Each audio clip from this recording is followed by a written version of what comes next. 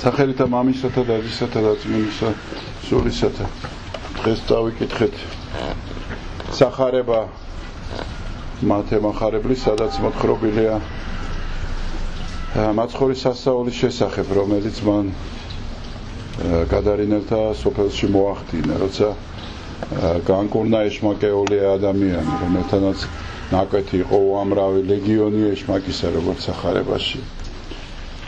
და ადამიანი, რომელსაც არ შეძლო სხვა ადამიანებთან ცხოვრება, ვინაიდან იყო აგრესიული, იყო ჭკუიდან გადასული და ამსხრევდა და ამტრევდა თავის ირგვლივ ყველაფერს. ამისის გამო იგი არ ცხოვრობდა ხალხში, არამედ გარბოდა ხალხისგან. მოწყვეტილი იყო, ესეთი ადამიანი განკურნა მაცხოვარმა და ამის შემდეგ ის ბოროტება, რაც იყო მის სულში, შევიდა ღორის კოლტში, ანუ მთელ ჯოგში ღორიც და ამ ღორის ჯოგი, ესე იგი, გადაეშვა ზღვაში და დაიღუპა. და ეს სახარება გვაჩვენებს ჩვენ ადამიანის მდგომარეობას, უკიდურეს მდგომარეობას. საერთოდ ზოგადად ეშმაკის ზემოქმედება ადამიანზე, ყველა ადამიანზეა. ვერავინ ვერ დაიკვეხნის, რომ მას რაღაცა მომენტში იქნება თუ რაღაცა დროს ეშმაკის ბოროტების საქმეს არ აღასრულებს. ან ცდომილებას, ან თავის სისუსტეებს, ან რაღაც გარკვეულ ცოდვებზე მიჯაჭვულობით. ანუ ყველა რაღაცნაირ ეშმაკის მახეში იბმევა. ესეა უხილავია ის და ძალიან მუხანათურად მოქმედებს. მაგრამ ღვთის ძალით შეიძლება ყველაფრის დამარცხება, როგორც დღეს დაამარცხა მაცხოვარმა ბოროტება. არც არის ბრძოლა, ხან წარმოგიდგენია, რომ ღმერთსა და ეშმაკს შორის ბრძოლა, არანაირი ბრძოლა არ არსებობს. იქ სადაც ღმერთია და იქ სადაც მისი სიტყვა არ არსებობს, იქ ბოროტება. ხო?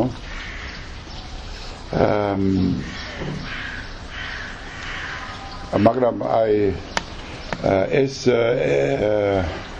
ეშმაკის ზეგავლანა ადამიანზე არის განსხვავებული.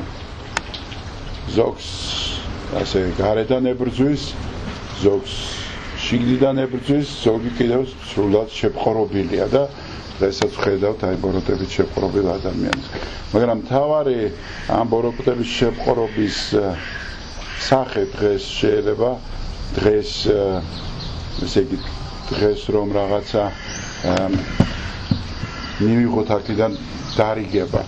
შეიძლება შევადაროთ ადამიანის მდგომარეობას, რომელსაც სოციუმში ცხოვრება არ შეუძლია.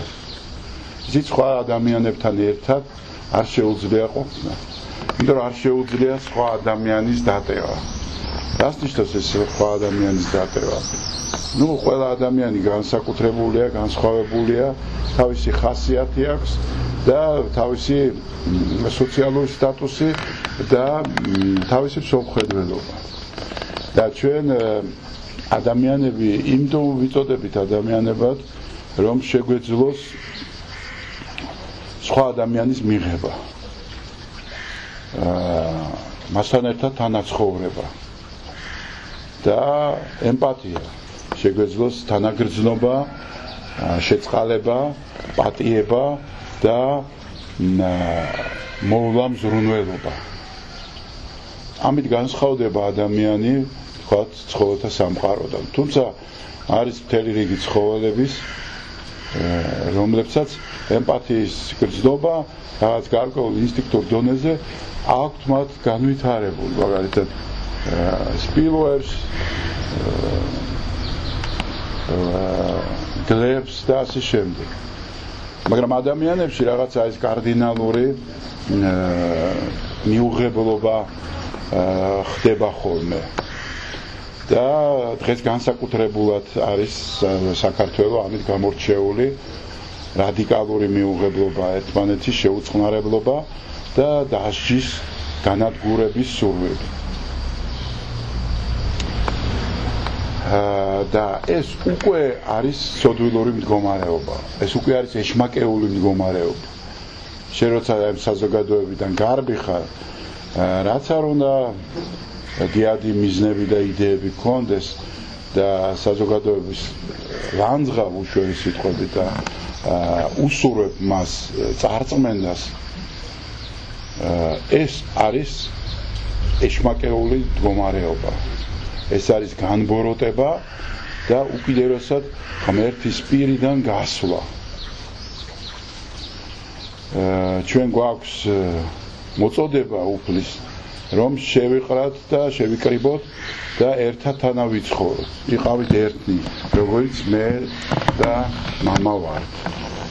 ანუ ის ერთობა, რომელიც ადამიანებს შორის უნდა იყოს, განსაკუთრებულად ქრისტიანებს შორის, ეს ერთობა ირღვევა პირადი ამბიციების გამო. ეს ამბიციები ხშირ შემთხვევაში შეშრილობაში, შიშლეგეში და სიგიჟეში გადადის. შეიძლება სამედიცინო განსაზღვრებაშიც კი მოხვდეს და დაექვემდებაროს, თქვათ, შეფასება სამედიცინოს.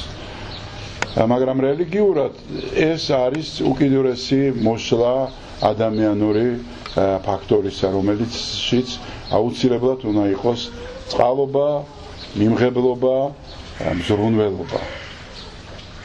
ეს ამი რამ გამოარჩევს მით უმეტეს ქრისტიანს, მით უმეტეს ადამიანი, რომელიც არა ფორმალურად არის ქრისტიანი, არამედ იდეურად არის ქრისტიანი და დადის ეკლესიაში. და როცა ის იწყებს შეუწყნარებლობას, ის იწყებს დასჯას, ზალადობას და ლანძღვას საზოგადოების ნაწილისა, ეს მართლაც სრულიად მიუღებელია ქრისტიანისთვის. და ნახეთ რას ამბობს, როგორ დასრულდა დღევანდელი სახარება. გამოვიდა ხალხი, რომელმაც ნახეს, რომ აი ის სოციალურად მიუღებელი ადამიანი გაგდებული მართლაც ბუნებრივად ისე არა, რომ ძალით იყო, ხო, თვითონ ვერ ძლევდა იქ ხალხში. ეს ადამიანი განიკურნა, მაგრამ ამ განკურნებას მოყვა მსხვერპლი, ზარალი უпроსწორად. ანუ ის ღორების კოლტი ნიშნავს სარჩო სანოვაგეს, რა ვიცი, შეიძლება არა მარტო ერთი წლით, არა? დამხელა სანოვაგე სარჩო მოესპოთმა. თუმცა გვერდზე არის ძალიან მნიშვნელოვანი რამ, ადამიანი განცოცხლდა, მკვდარი იყო თავისი ძმა და განცოცხლდა. და მათ ამჯობინეს ზარალი, ვიდრე ადამიანის განცოცხლება. აი ისეთ უკიდურეს მდგომარეობაში არიან ადამიანები, რომელთათვისაც წყალობა, მიღება და მზრუნველობა არის უცხო. ამიტომაც უთხრეს მაცხოვარს, წადი ჩვენი ქვეყნიდან. აი რაც მოხდა, აღარ გვინდა შენი კურნება, აღარ გვინდა დახმარება, რომელიც ჩვენ დაგვაზარალებს. ეს შეიძლება ჩვენ ცხოვრებაშიც გადმოვიტანოთ. სიკეთე ჩვენ გვაზარალებს რეალურად. რას ნიშნავს ნამდვილი სიკეთე? ნამდვილი სიკეთეა მაშინ, როცა შენ იკლებ და ისე აძლევ. არა ისე, როცა რაღაც ნამეთ იმდენი გაქვს, რომ იმდენად ცოტაა და მცირეა, რომ შენ საერთოდ ვერ ხვდები. მას არამედ რაღაცა უნდა მოგაკლდეს. ეს არა მარტო შეიძლება ფინანსებიც არ იყოს. ეს იყოს დროის დათმობა უბრალოდ.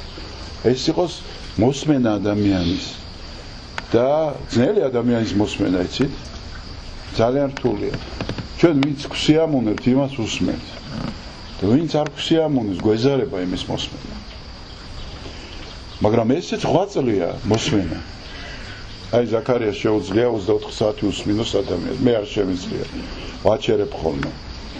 და ზაქარია დგას და უსმენს. იმიტომაც უყვართ ხალხს. მოდიან და ლაპარაკობენ 1000 სისულელეს. მაგრამ დგას და უსმენს. ეს სერიოზული 8 წლი, ეს სერიოზული სიკეთეა. და ასევე დროის გამოყოფა. ეს დიდი საქმეა, როცა შენ გამოყოფ დროს სხვისთვის.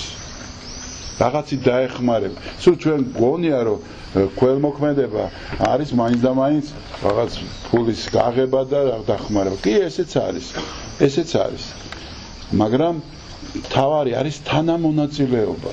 ყოველთვის თანამონაწილეობის დროს ადამიანი იზრდება.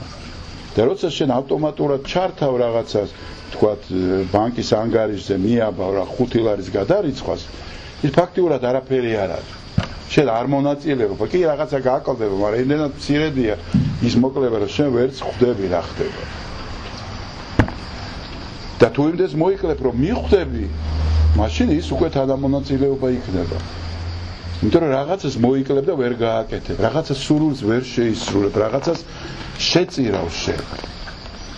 და ეს სიკეთე სწორედ აი ამ სხვერპს მოითხოვს.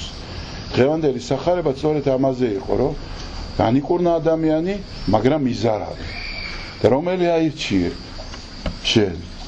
მაცხოვარის მიღება და ჯანმრთელობა, სიკეთე და ის რაც მოყვება მაცხოვრის ყოფნას, თუ უბრალოდ ადამიანური მიწიერი კეთილდღეობა, რომელიც გარანტირებულ ხვალინდელ დღეს გაძლევდა შენ.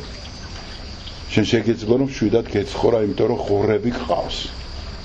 კი ბატონო, ღორები გყავს, მაგრამ მაცხოვარი აღარ გყავს. და როცა მაცხოვარი აღარ გყავს, ვერაფერი ვერ შეგიცვლის მას. როცა მაცხოვარმა უმძიმესი სიტყვები უთხრა მოციქულებს, რომ ვინც არ ჭამოს ხორცი ჩემი, არ დალიოს სისხლი ჩემი, ის არ არის ჩემ და ღირს, ის მას არ აქვს ჩემი წილი. და ყველანი გაიქცნენო წერია იქ. იმიტომ რომ ეუნებოდა პირდაპირ მნიშვნელობით კანიბალის, გაუგება რამეს, რომ სისხლი ადამიანის როგორ დალიო. აქ მეტაფორულად არ ამბობდა მაცხოვარი. პირდაპირ ამბობდა ხორცს და სისხლს. და დარჩნენ მარტო ისინი, ვინც პირდაპირ ენდობოდნენ მის სიტყვას, უპირობოდ.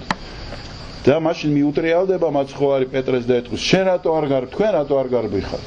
რატო არ მიდიხართ? და აი პეტრე ამბობს, რომ სად წავიდით? თავარი სიტყვები. სად შენგან სად უნდა წახვიდეთ? სად ნახავ უკეთეს ადგილს ვიდრე ქრისტესთან? რამ შეიძლება შეგიცვალოს? მე პავლე მოციქული აღწერს, ხო, რამ შეიძლება დამათმობიოს ქრისტემ, არა?